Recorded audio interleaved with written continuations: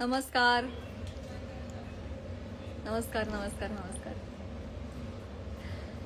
सर्वप्रथम तुम्हा सगळ्यांना श्रीराम नवमीच्या मनापासून शुभेच्छा.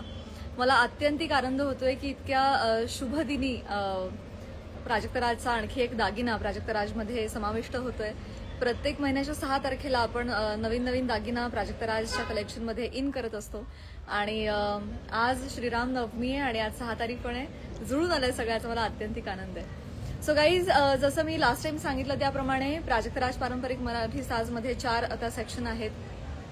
सोनसळा, म्हाळसा, तुळजा तुम्हाला माहितीच आहे आणि फुलवंती फिल्मच्या रिलीज नंतर आम्ही फुलवंती नावाचं कलेक्शन पण इन केलंय, ज्यामध्ये मराठी पारंपरिक अलंकार आहेतच, परंतु जे इतर राज्यांमधून महाराष्ट्रात आलेले आहेत असे अलंकार आम्ही प्रामुख्यानं फुलवंती कलेक्शनमध्ये इन केलेत आणि त्यातलाच एक अलंकार आहे गहुमाळ घाट. हा अलंकार ऑलरेडी वेबसाईटवर आहे, जो तुम्ही पाहू शकताय.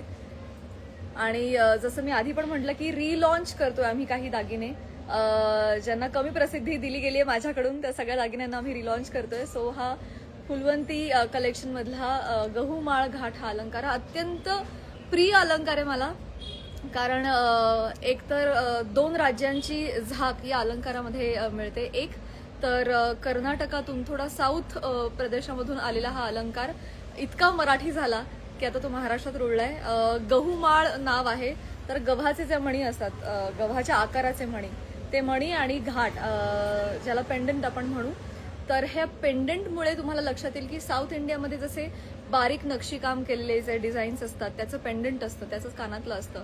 सो साऊथचं पेंडंट आणि महाराष्ट्रातली माळ असं हे कॉम्बिनेशन आहे. ऑल्सो साऊथ इंडियामध्ये आपल्याला टेम्पल ज्वेलरी हा प्रकार माहिती आहे, गेरुआ पॉलिशमध्ये ते असतं, तर याला तसा थोडा हलका गेरुआ पॉलिशचा त्याला एक झाक आहे असं आपण म्हणूया.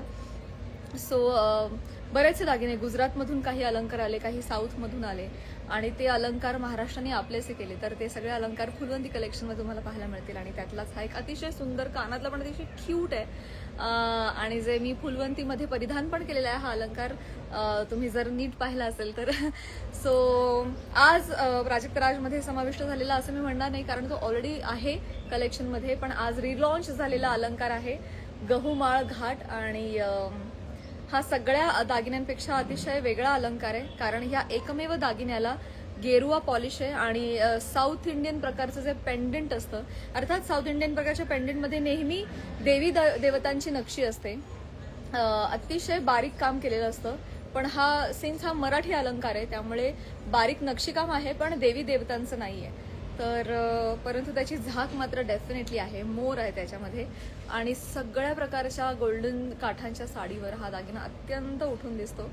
सो तुम्हाला हा बघायला मिळणार आहे www.prajaktaraj.in या वेबसाईटवर, जी आमची एकमेव वेबसाईट आहे आणि जिथे या अलंकाराविषयी माहिती पण तुम्हाला मिळते आणि अर्थातच तुम्ही ते पाहू शकता आणि खरेदी करू शकता. त्यामुळे विसरू नका www.prajaktaraj.in आणि फॉलो करा प्राजक्तराज साजला, जिथे ज्या फेसबुक आणि इंस्टाग्राम प्रोफाईलवर आम्ही सातत्यानं या दागिन्यांची माहिती, त्यांची थोडी हिस्ट्री, असं सगळं काही पोस्ट करत असतो. सो तुम्हाला अधिक माहिती आमच्या इंस्टाग्राम आणि फेसबुकवर पाहायला मिळेल. So this is it guys, go for it. भेटूया पुढच्या 6 तारखेला. धन्यवाद आणि पुनश्च तुम्हा सगळ्यांना श्रीराम नवमीच्या खूप खूप शुभेच्छा. जय श्रीराम.